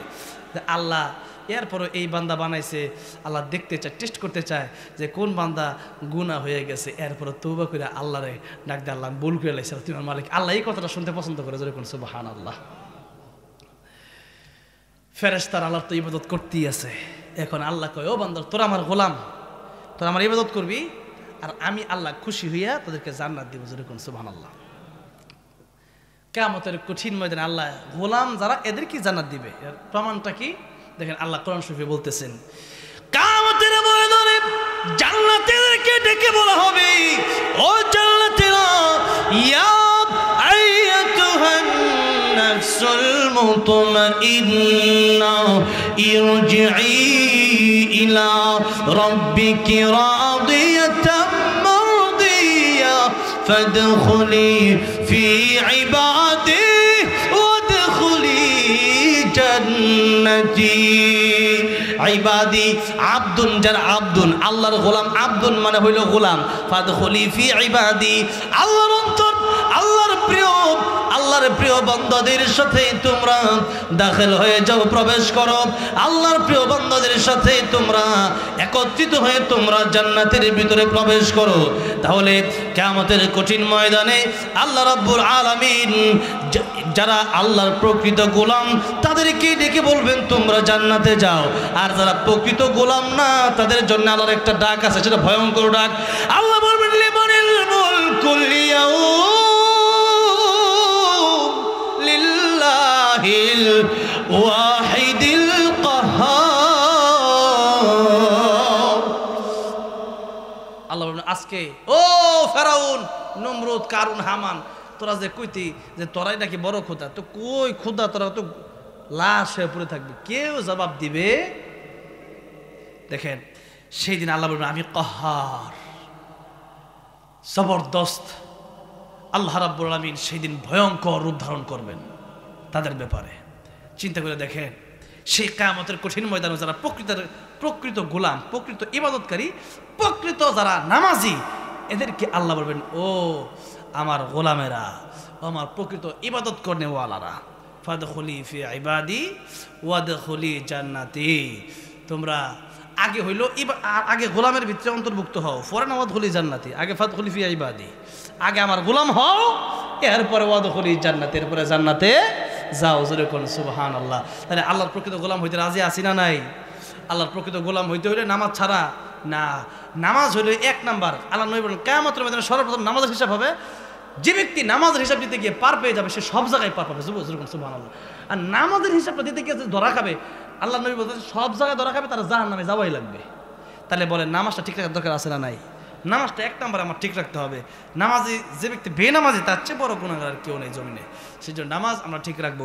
কিয়ামতের ময়দানে জান্নাতীরা জাহান্নামের সাথে কথা বলবে, জিজ্ঞেস করবে কেন জাহান্নামে গেছো? এরা বলবে ক্বালু লাম নাকু মিনাল মুসাল্লিন, নামাজ পড়ি নাই এর লিগে জাহান্নামে গেছি। কি জন্য? নামাজ পড়ি নাই। ভাইরা আমার, বাবাজিরা আমার। এরপরে বলবো আলাম নাকু নুতইমুল মিসকিন, গরিব মেয়েছেলে খাওয়ান দেয় নাই, খাওয়ান দেই নেই। আমার গরু অনেক খাওয়ানো ছিল, 50 পথ খাইতাম, আর গরিব মেয়েছে না খাই থাকতো, দেখতামও না, এই জন্য আইসি।